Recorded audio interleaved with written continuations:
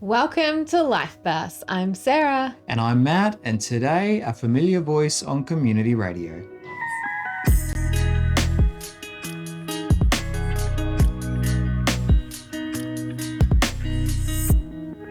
Yes, this is Life Bursts. Thanks for joining us today, whether you're listening to us on podcast or video podcast on YouTube, Facebook, or maybe even community radio or television. Today, joining us is a familiar voice on community radio, the one and only Johnny. Thanks for coming in. Hey guys, how you doing? Good, thank you. Let's start at the very beginning of your life. Oh, wow. Yeah, very beginning It's of a your long way life. away now. 27 years. It feels like a long way for me, but yeah, well, obviously, like you said, I'm in radio now, but before that, I was the quietest kid going around, hated talking to people. Really? Very shy. Wow, okay. This is the first time ever being on, actually not the first time being on camera. I was about 6 years old. I was on a TV show once. Oh, there you go. Little segment on a kids show. It was cool, but What was the kids show? it was called, I think it was Bookworm from the memory. Oh, yes, I remember Bookworm. Yeah, they came to my school and they asked me to talk about what pets I had and as a kid. I was there Amazing. for about 5 minutes talking about quails and all these different pets I had. But I only used 10 seconds of it. I remember on too much. But no, I come from a background of a very tight-knit family, Italian family. So growing up as a kid, different childhood to most would normally have. And there's not really no one really has a normal childhood. Everyone's different. Once you grow up, you realise that. And I grew up with three older brothers. One passed away when I was 2 years old from leukemia. So growing up as a kid, we grew up very tight, we were close with our families. And then my grandmother was in a wheelchair. She had brain tumours. So she was in, we used to go and visit her every single day for all my childhood. So it was a different type of life we lived. So every day after school, 3 o'clock, we'll go there, visit him. So we're very, very much like a different another set of parents for me as well. So that was very different growing up. And then when I was about 14, both my grandparents passed away within 10 weeks of each other. Wow. So that changed everything for me. It was a hard time to get over. Like we had lost my brother, so I'd grown up with that. But this is the first one that I actually could remember. I was 14 years old. It's about 13 years ago now, and that kind of changed a lot for me at that point, because I was still in high school, first year of high school, and then from there, I was still a very quiet kid at school. Bit of a class clown when I was around people I knew and comfortable with, but around new people, I would hate going to the shops, hate walking around, hate being myself, and but then it kind of about after leaving school, I decided to let my hair grow, and so you learn different things when things like that happen to you. And I like going back and thinking and talking about that kind of stuff, because it actually shapes who you are, and remembering that kind of stuff it's a good thing, because you learn different things about yourself and your family, brings you closer together as well, those type of events that happen. Yeah, we'll explore that a little bit later on in the story. But just before we started recording, you were telling us about your name and about your other siblings' names. Talk us through, because Johnny's not really Italian. Yeah, well, a lot of people think it's either Jonathan or Giovanni, which is a normal, like an Italian name. Giovanni is it's like the Italian version of Johnny. It's not exactly, but it is.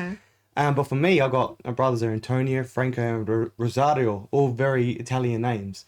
And for me, when it got to me, they ran out of names to people to name me after. Really? 2 older brothers named after my grandparents, and their middle names are named after my uncles. What are their middle names? One of them's Eugenio, and the other one's Gino, sorry. So they've got the Italian names as well. And then the Rosario was named after my dad. He's the one that passed away sadly when he was 5 years old. But then they got to me, and my mum liked Johnny, and my dad, he loves Elvis. So Elvis's middle name is Aaron, so they call me Johnny Aaron. Okay. So I'll share a little bit of my name with Elvis. Oh, there you go. There you go. Claim to fame. Yeah, so... What did you do with your brothers growing up as a kid? Well... besides seeing your grandparents? Yeah, there's a lot of things going... we were always very close with my grandparents. So there's a little bit of connection there. We used to cook a lot. So we loved cooking, me and my brothers. because of the big age gap between myself and the older two were twins, so they got along very well. Then the one passed away was in between. So I had a big age group. So when they were liking going out and playing in sport, I wanted to be inside playing with toys. Then when I got to that stage, they were moved on to PlayStations and stuff like that. So we didn't really, it was a bit of a different one growing up, but cooking was the one thing we always loved Brought you doing. together. Yeah, And cooking this is together. good Italian cooking. We still do it to today. We all get together and cook, and that's my only thing that I've realized that I switch off with. Everything else I do, my mind's always ticking and going nuts. But when it comes to cooking, I switch off completely and just enjoy it. It's great. I was actually just cooking before I came here to shoot this as well. Yeah, nice. So what were some of the things as a kid you were cooking? Were you taught to do that, or is it just something that just naturally was what the family did? It was taught. My grandmother taught. She was because she was in a wheelchair and stuff. She used to do all that kind of stuff. Still was able to cook. So we used to cook with her. So some of the favorite things were pizzas, pastas, all different types of stuff and even like pickling vegetables and stuff like that, learning all those type of things. It was great. And we still do it today, the traditions of making the sausages and the tomato sauce, wine. We still make our wine every year. So those traditions we still try and keep going with our family. It's great. And What's the process of making a sausage? Sausage, well, the old school thing was to get the pig straight from the farm, but now we do it, goes to the butcher, get it, and we cut it up ourselves, and then you process it, make all the put all the spices through it, let it sit for overnight. The next day you put it into the skins, then we hang it up. Then my dad gets the bit of smoke and we cure it, and then let it go for a few weeks, and then once it's I think it's about last week it was actually ours already. So we do it every July. So it's a good process. I missed out on it this year because I had work, but I don't. It's a lot of work sometimes, but it's a lot of fun as well. And what about the wine? How do you make the wine? The wine, well, we'll get the grapes and you crush them, let it ferment for a couple of days. But where do you get the grapes? They're not just like the grapes you buy from the supermarket. No, obviously How not. do You go that? to a proper farm, you get different types of grapes. So you Okay. get Grenache, they're all different types. I can't remember the ones we use. We use a mix of different. But the one with the most recent batch we did was from my brother's garden. So he's got some grapes that we had from family friend that had a family member that had a great vineyard. So we grew some of those in our backyard. So we had that much, and we were able to make a nice batch of I think it was like a half a barrel or something of wine this year. It was good. Fantastic. Good process. I love it. Yeah. It's a lot of fun. So something that brought your family together, your Yeah. siblings, but also something you've carried on to this day with. Yeah, so definitely something I carried on. My the oldest brother, one of the older twin, he loves doing the sausage every year. That's his thing. The other brother, he's married with kids. He likes doing obviously the wine a bit as well, and I love the sauce. So I think we've all pretty much taken on the ones that we love the most. So I love doing the sauce every year. Well, in that every case, January. take us step by step through your secret family recipe to share with everybody. Oh, well, How is it done? you can't share all your secrets, but there's always there's a couple of processes. Me and my dad always argue on which one his way is better or my way. Well, we'll just listen to your way, and then we'll No, ask I your like dad his well, way. the way you do it. You boil the tomatoes. You obviously cut them into cut the pieces up, and you squash all the seeds out of it, and then you boil it up, and then you put it through a machine that actually separates the flesh from the skins, Okay. and then from there you put all your salt and the basil and stuff like that through it, and then bottle it, and then put it into a big container and boil it for a few hours to seal it, and and then you put it away for a few weeks, and then whenever you want to make the tomato sauce, you're ready to go, and just straight from the cupboard, you get your own passata, and yeah, it's great. So Brilliant. why do you boil it in the bottle Well, itself? just so it seals it, and Okay. and you know the suction cap on top. It's kind of it just seals it nicely, so then it doesn't go off and doesn't, because if you'll see after a few months you'll start to get mold on top if it's not sealed correctly, or so it's all those little tricks you do. It's, I think we Interesting. should have got you to bring in some pots and pans and do a cooking show. Yeah. We will be back with more Life Bursts with Matt and Sarah chatting with Johnny straight after this. This is Life Bursts with Matt and Sarah. We're chatting with Johnny. Johnny, you spent a lot of time with your grandparents, and I'm really curious to know what type of things did you do with them? Oh, well, did heaps of things. Spending time in the garden.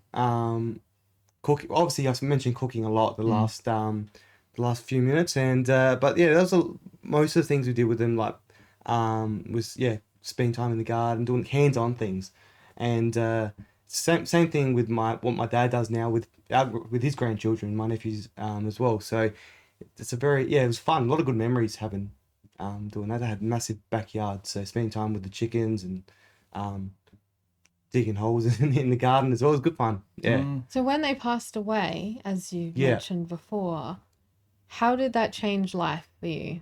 It was hard for me personally, and dealing with it wasn't easy. I thought I got over it pretty easily, but it was actually within 10 weeks. So my grandmother passed away the first day of school, so I didn't rock up to the first day of term one. And then my grandfather passed away on the final day of term one. So within 10 weeks, it was very quick.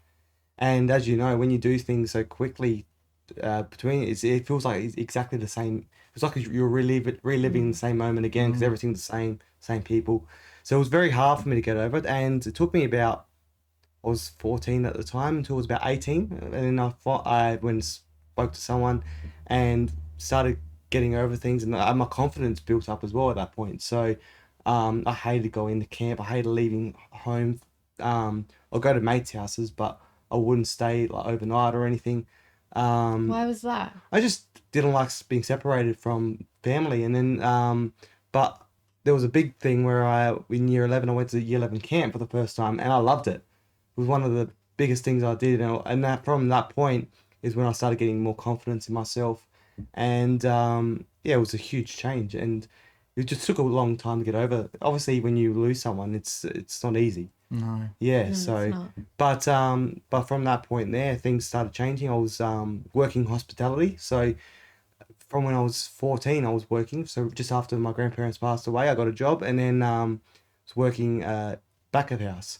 But then I always wanted to go at the front, but I never had the confidence to do that. And then when I was 18, I decided to go for a traineeship, and then I got a job. It was I was just a trainee barista, but I was basically doing the job of an assistant manager. So it was good fun. I was only 18 years old, and that built up my confidence. I was working with volunteers, so 80, 90-year-old ladies, and we're having heaps of fun. So I was an 18-year-old boy working with 80, 90-year-old ladies, but it doesn't seem like it would work, but it worked very well. And I'm sure it would have from your background with your grandparents and spending so much time with them. And, it was good fun. But did that trigger anything inside of you because No, I loved it. It was good. I really enjoyed it, and it was a different to working because later on I moved into working in another cafe. I was only there for 12 months, that one, but that at that point was a lot of fun. I was they had their little routines, as you'll know. You probably both worked with a lot of volunteers. They have their routines. They have a break every couple of hours. Have their scones, teas, and talk about their life. And because the cafe wasn't busy at some periods, I'll sit down with them, and they we'll have the scones together, and we're just chatting. It was good fun. It was different, and that's where my because now I'm a volunteer in many different things, and that's where my respect for volunteers came, and I enjoyed working there. And they work with harder workers. From after leaving that and working with a lot of people, they actually worked harder than some of the people that actually got paid. So it was a lot of respect for those people, and I actually really enjoyed it. I said it a lot though, but it was actually a lot of fun, and I reckon it changed my views and perspective of a lot of things as well. So I do recommend people volunteering because you take things differently with life, and because when you do things for money, it always changes your perspective on things. You're always eager for more, but when you're doing it for volunteering, it's more so for love, and you see a different side of people for that as well. Yeah, it was good. And then from there, I moved on to working in a very popular coffee chain in Adelaide. Did that for 4 years, and then after that, I pretty much had enough of working in with serving people. It was the same thing, very repetitive. And at that point, my confidence was building, and I wanted to start doing what I really wanted to do, was being in media and stuff like that. But I didn't know where to go, or a bit of entertainment. So I loved. Different. Yeah, it was very different. But different. So, but I grew up, my auntie and uncle as well, they were musicians. So I grew up around that as well. So always going to their gigs when I was like 8 years old. What did you play? Did you play I anything? played drums, yeah. I did play drums growing Drummer. up. Yeah. Is that the hair? Yeah. Yeah, a little bit. So, and then black as well. I always love wearing black. So I've got heaps of band t-shirts. Pretty much all of them are band t-shirts in my cupboard. But yeah, so then I just wanted to start getting into it, but I didn't know where to go. And I started getting a little bit up, like not enjoying making coffees as much. I love making coffees, but it was a little bit different. And I wanted to do something different. And then my auntie and uncle were going to America. So I was really eager to go over there with them, but I was waiting. They're like, just wait till you're 21, then you can come out with us more, go to see concerts, because a lot of the venues over there are 21 plus. So I was eager to get there, so I worked hard and hard. At one point, I was working 7 days a week.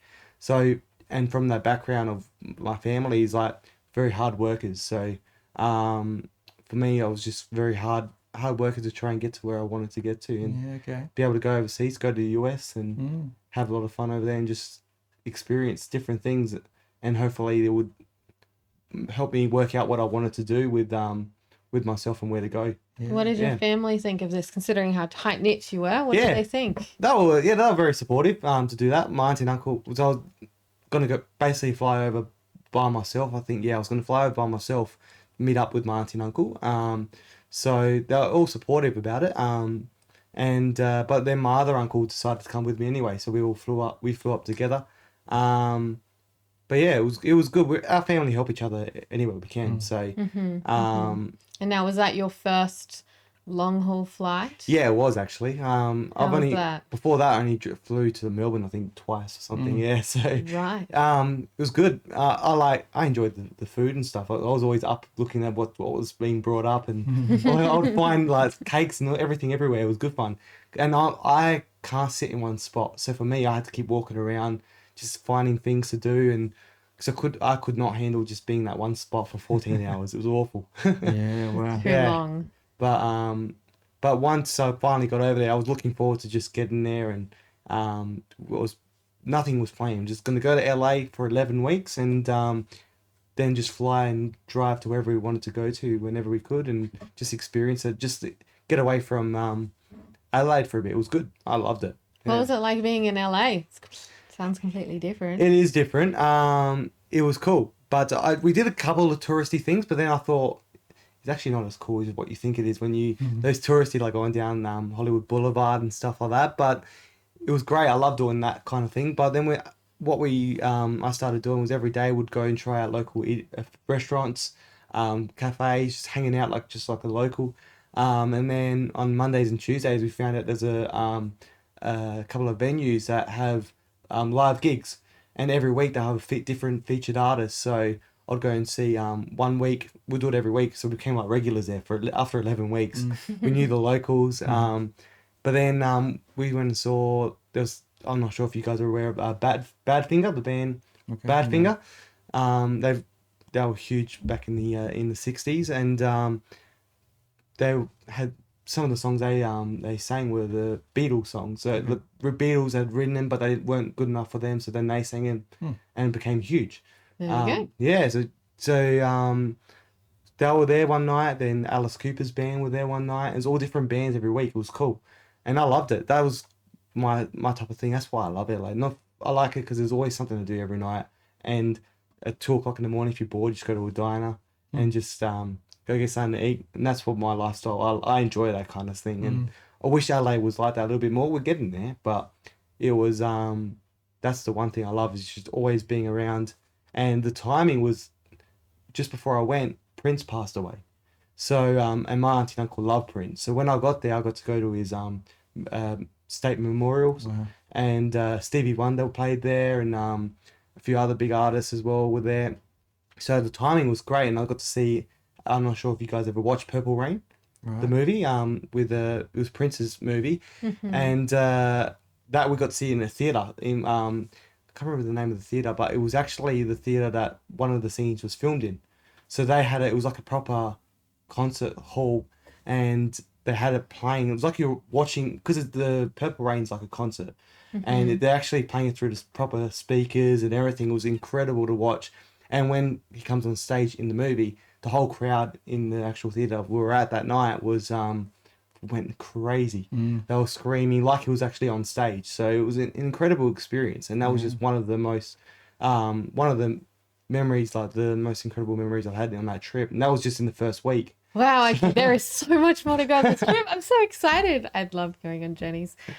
This is Life First with Matt and Sarah. We're chatting with Johnny. We'll be back straight after this. Thanks for joining us on Life Burst with Sarah and Matt. We are chatting to Johnny. Johnny is having a great time in LA and living life. It was good. It was just, I just wanted to get away because I've never been away. I was 21 years old. It was a lot of fun. It was first time just with my auntie and uncle, so away from my parents, away from my brothers, which was different for me. And it was it changed me a lot as well because seeing life differently. And we went, as we was talking earlier, I went to see a lot of bands when we were over there. But then we went to Vegas a couple of times, just a couple of 5-day trips. We had some friends up there, and it was cool.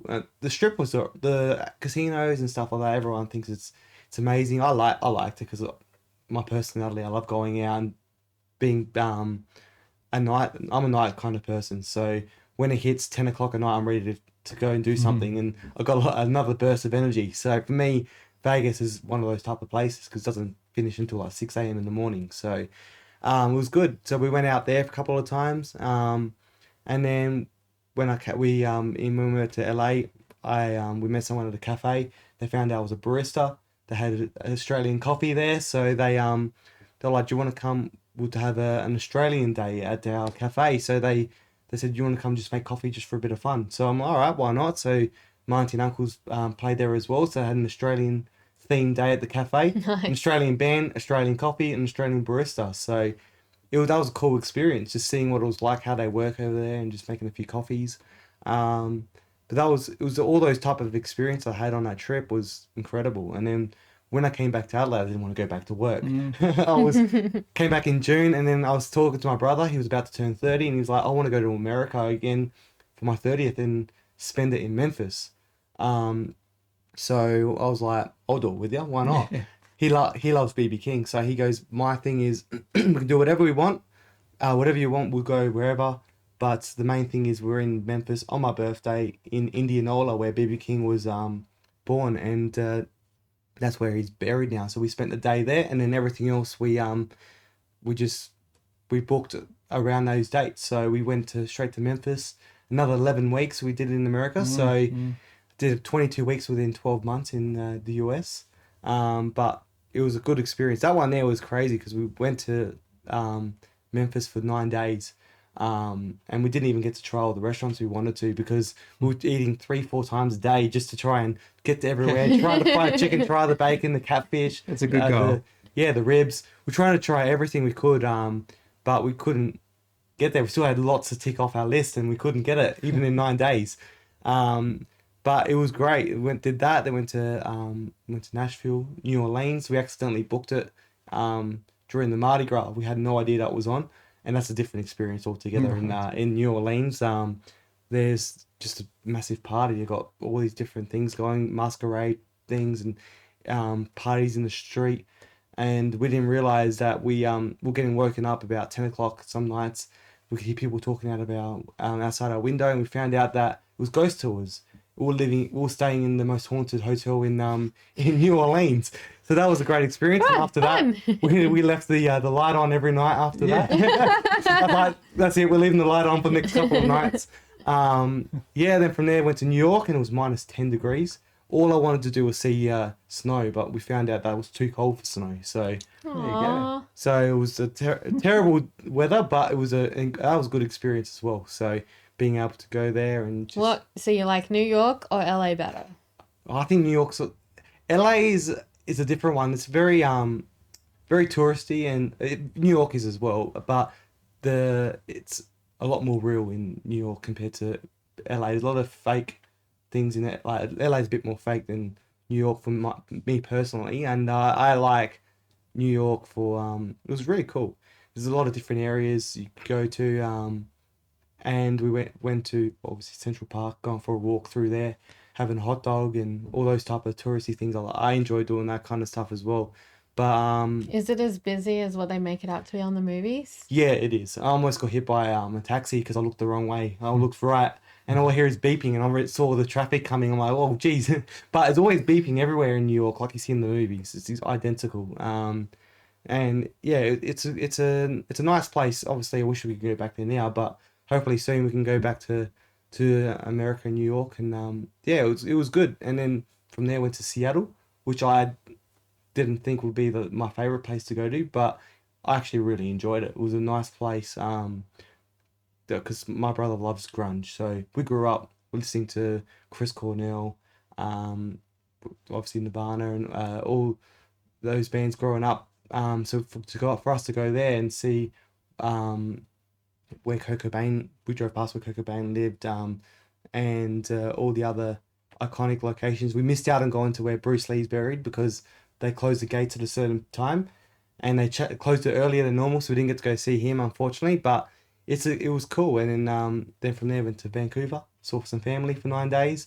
Then went to Vegas, caught up with some friends that I made from the previous trips I went to. And then from there went to Disneyland for a couple of days. What an amazing trip. That was good, but didn't end there because we thought, well, if we're going to do all that traveling, we need to go and relax at the end of it. So we did another 6 or 7 days in Hawaii. Of course. Right. Yeah. On the way home. That's it. And then we thought, well, we can't come straight back home. We have to kind of ease into coming back home. So we went to Sydney for a couple of days as well. And then we came home and then hit reality. So we wanted to ease into it. So Hawaii was great. I got through a couple of my fears over there as well. I'm scared of water. I can't swim. I swim like a rock straight to the bottom. And we did stand-up paddleboarding. It was part of the tourist thing. We wanted to check out all the North Shore and all that. And I said, I don't want to do that. I said, well, I'm happy just to sit out of that. But when they kind of convinced me to do it, they said, you got to do it. Just come do it. You can put a life jacket on. And when I tell people that, they're like, you're an idiot for putting a life jacket on. But I'm like, I had to. I couldn't. So as soon as I got onto the stand-up paddleboard, I started shaking. The nerves came in. I fell in the water. Even I had the vest on, I was like, couldn't breathe, and I was slapping away. And then the guy helped me back on the board. And after that, I kind of got over it. And the whole way through, down the river, all the way through to the ocean, I was relaxed, did not fall off once. It was one of the best experiences, and you just could switch off. There was like no electronics. It was good. It was a good experience doing that. Isn't stand-up paddleboarding hard? It is at the start, but then afterwards it's easy. Well, I say it's easy, but it's relaxing because you're just standing there on the board. As long as you got a board that's doesn't wobble as much. A couple of them are stable, some of them are not stable. So it depends on how they're weighted. So the one I had was good, and I had the vest on, so if I fell in the water, I was going to be all right. And then after that, we went to do a snorkeling. So I'll put a vest on for that as well because I can't float. And the instructor took us out into the helped me because I couldn't swim far. So he wanted me to see the all the fish, tropical fish and all that. So I went out, did that, and I came back. That was good to see. I enjoyed doing that type of stuff. Things I would never think of. And yeah, so when I came back to Adelaide, I was a different person. My confidence was better, and I had things lined up to do radio school. So that was before going to America. I decided I wanted to get into radio. So I thought I'll enroll for radio school. So when I come back, hopefully my confidence will be a bit bigger, and I'm ready to go and to do that. I thought it was a good on-flow thing, and it actually worked out really well for me. So can you swim now? No, I can't. With a vest, I'm alright, but other than that, Just kind of paddling along. Yeah, I can't. on the I don't know water. what it is. I can't get myself to float. Is it just like Yeah. your legs and your arms moving at the same time? Or... I don't know what it is. I don't know what it is. I just think I didn't learn as a kid, but then I always had that fear of it. And then now when I get in there, I tried once, and I was doing it right, but then after a while, I just went back to the original Johnny and couldn't swim again. But I don't know what it is, but yeah, I do like it. I like the water. I love the beach. I'm there every summer. Even now, I still go for walks at the beach. I love it. But for swimming wise, I can't do it. Yeah, well, there you Yeah. go. Okay. Well, we've been traveling with Johnny, and We there's have very more much of his so. story still to come here on Life Burst with Sarah and Matt. This is Life Burst with Matt and Sarah, and we're chatting with Johnny. Johnny has just come back from another trip to America and all of the amazing experiences that you have had. But you've lined up to go to radio school. Tell Yeah. us about that. Well, yeah, it's decided I wanted to get into entertainment media somewhere, so I wanted to see how I can get into it and what actually it involves, because I had no idea about, not as much of an idea about what radio and that is like, and I wanted to know what roles there were and what would best suit me, because I had no idea. But I knew it was something I wanted to get into, and I loved the whole idea of live entertainment. Being around it with my auntie and uncle playing in bands and stuff. So I have always wanted to do that. So I thought I'll enroll for it, and I thought it was great to do it when I got back, because I'm gonna be excited from the trip.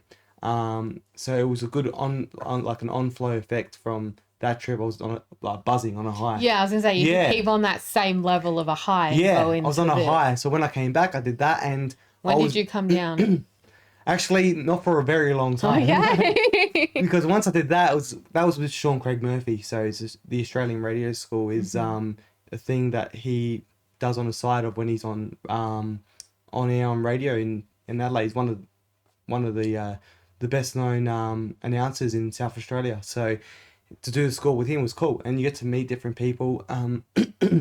So when I saw that, I enrolled for it. I was nervous because I was still, even though I'm used to meeting new people, got over that that fear and stuff, but it was still kind of kicked in again, and it was being able to network with people and meeting new people. That was my goal. I wanted to start getting into that habit of meeting new people and just starting new conversations and stuff. So it was good. I did that for, I think it was 12 or 14 weeks, and then once that finished, I decided I want to do more. So he had a lot more courses to do, and it was a little bit expensive for me to do, but I thought, you know what, I saved a lot of money on those trips I did from the budget I had. So I thought, you know, I'm going to just do this, and I'm having a lot of fun. So I did another 2 or 3 more courses. So I did 4 in total. And what were they? Take us So through what he's they got were. an introduction to radio school. So that tells you a little bit about what different roles are in radio.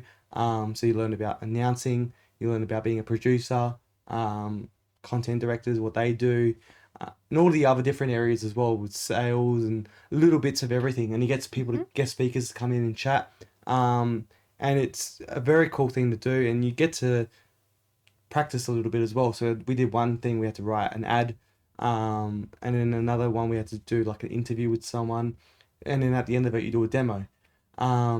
So that was cool. And then from there I met someone else that was at a community radio station in the Adelaide Hills, Hills Radio. So from there I contacted Hills Radio and I wanted to be involved.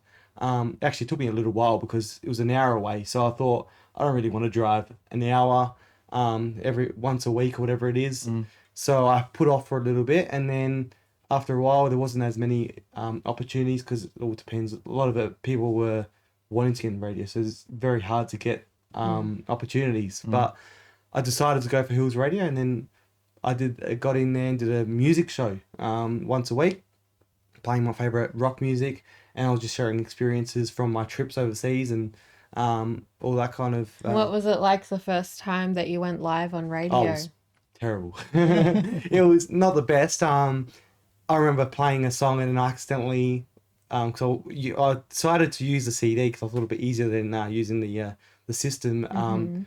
But I pressed play on the wrong one, so a different song started, and I forgot to turn the microphone off, and then it was crazy, but it was good fun, and the adrenaline rushing through. I enjoy that part of it, and now I'm a lot better than I've been doing it for 3 or 4 years now. So, but then I moved on to another course while doing that, and it was pure announcing. So that was basically just working on your announcing skills and different forms of it, doing solo, doing it with someone, and then also did a masterclass. So got to work with Sean would chuck you in a group with 2 other people you don't really know that well, and you got 4 weeks to produce a breakfast show.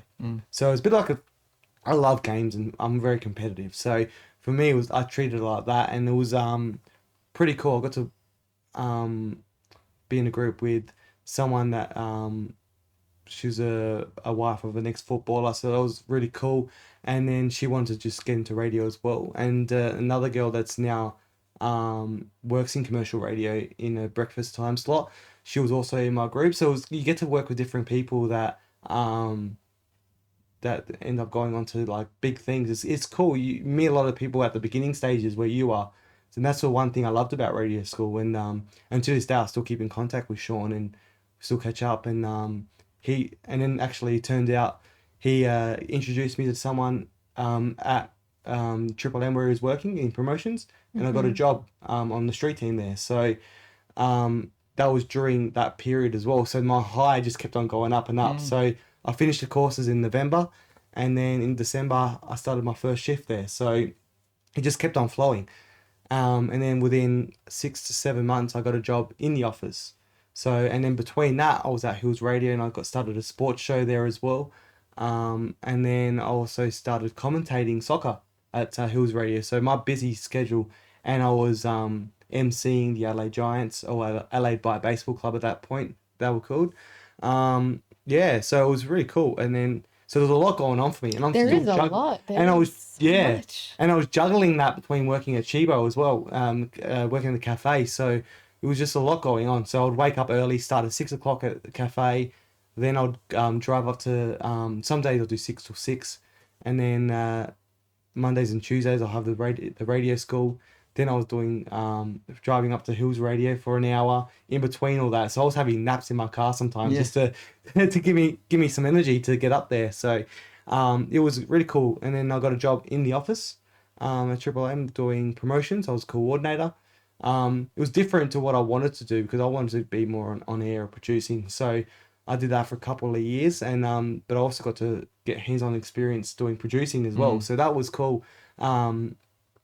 Doing that kind of stuff as well. So, so I produced some sports shows there as well. And then just recently I decided, because I was loving doing this, all the sports stuff at Hills Radio. So I do my sports show every week there, and I also do soccer commentary as well. So I kicked that off at Hills Radio because I've always wanted to commentate soccer, and there wasn't as many opportunities out there in Adelaide as there might be in Sydney and Melbourne, because we're a little bit behind with the live streaming and stuff here in Adelaide. So it's getting there now, but at that point it was still not as many opportunities. So I wanted to do it. So I spoke to Chris, the general manager, and I said, I want to start doing commentating. So we got one date available, and I said, let's do this one date. And I spoke to the local clubs, got them on board, and I didn't know as much about commentating back then, but I just wanted to give it a go. And I couldn't find anyone to commentate with me. So I had to drag people that had no idea about soccer with me. Right. I need someone to talk to. Yeah. As long as we just talk about the game for 90 minutes, that's all. That's all right. I'm happy to get by with that. So we did that, chuck in the president of the soccer clubs as well to chat to. So it was more of a conversation as the game was going, but trying to commentate as well. But also the guy sitting next to me are trying to learn the game as we go on. So I'm trying to teach them the game, talk about the game, commentate. So it was a little bit different at the start. And then as the time went on, I met more people, and we got a couple of other commentators on board. So now I've got a whole team of commentators. So I've got about four or five people that can commentate, and we rotate. So I'm always the main one doing it every week. And this is the first year we've actually doing it every home game now for the Adelaide Hills Hawks. So I commentate every home game, and we've also do it on their live stream as well. So you can listen to us on the radio, but you can also, when you watch it live stream online, you can hear our broadcast, because they started doing live streaming the games but with no commentary, so it's very quiet. So I said, we all got together and we're like, let's try and see if we can sync it up. And that was one of my goals, and I'm starting to tick my goals off again. So brilliant. Yeah, this is always a volunteer, is it? That's all volunteering. It's all through community radio, and it's a great great stepping stone, community radio. A lot of people think, oh, why are you volunteering? Because you're doing it for free. But without doing that, you don't get the experience. And you talk to a lot of the people that are actually in the industry. A lot of them come from volunteering or doing jobs. They even start out at jobs that make no money, like less money than what you would doing making coffees or washing dishes or something. So you got to start off doing that kind of stuff to learn the craft. And I've still got a little long way, not gonna say a long way, but I've got a little way to go before I can start getting into that kind of that field, because I love the producing aspect of it as well, preparing for the games, getting all the facts ready for all the announcers on the day, and setting up all the gear. So now most of my stuff I'm doing now work wise as well. It's led into me being able to work in sport area as well. So Brilliant. Yeah. So much passion. Yes. So much passion. I love it. We'll be back with more life bursts and Johnny's story straight after this. This is Life Bursts with Matt and Sarah. We're chatting with Johnny. And so, Johnny, you've talked a lot about soccer. Do you play soccer? No, I don't actually. It's Why funny. are you so passionate then? I wanted to play as a kid, but Okay. to be honest, I actually grew up watching football, so the Aussie rules. So I had no idea what soccer was until I was about 11 years old, I think it was.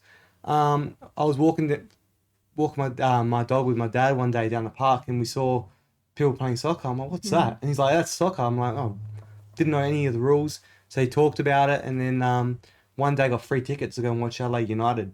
So I went there and I fell in love. And then ever since then I've been a member. And then it just escalated from that. So I played a little bit of indoor soccer, but not properly for a club. I always wanted to.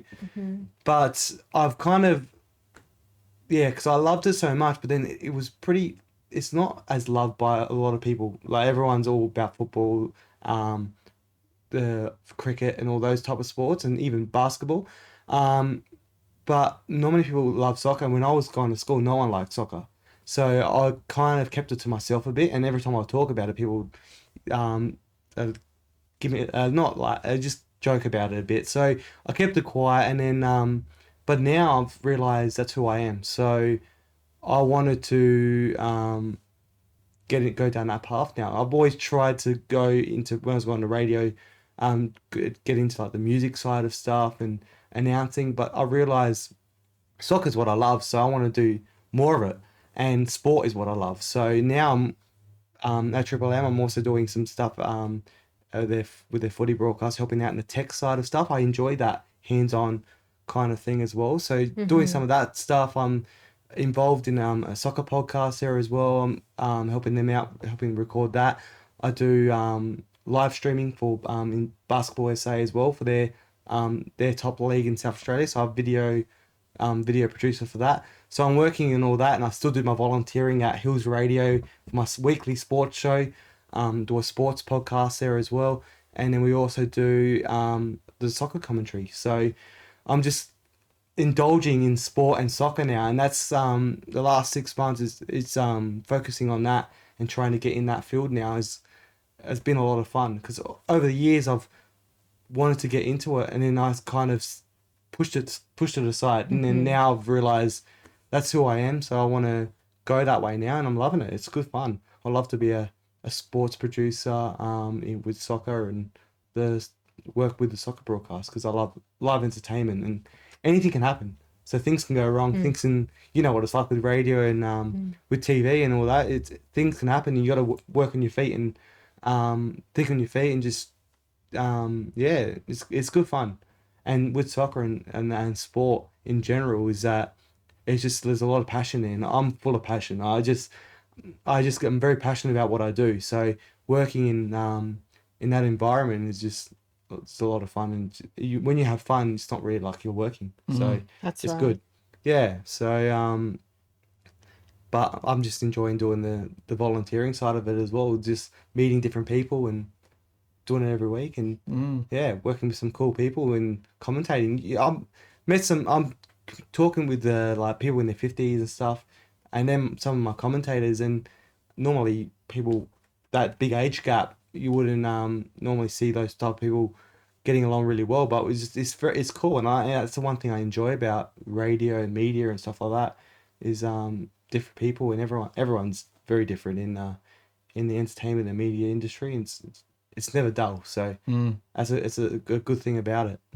So You can see how all your skills, from being surrounded by your grandparents a lot to then volunteering, working with all those volunteers that were older in the cafe, and how it's kind of all coming together. Yeah, it is sort of. Yeah. So now, because volunteers are some of the most passionate people, because they wouldn't do it if they weren't passionate about it. So so I've seen that through obviously working with those ladies in their 80s and 90s, and if they can do it in that age, and then I can do it at 27. So so that's why I'm just doing as much as I can now, because it's a lot of fun, and I think I reckon when I'm retired and in my 60s or 70s, I'll ever make it that far, I would always want to be volunteering and doing something like that, even the soccer commentary or whatever it is, but still keep a part of that. So it's a lot of fun, and I think if you do stuff like that, it just keeps everything real.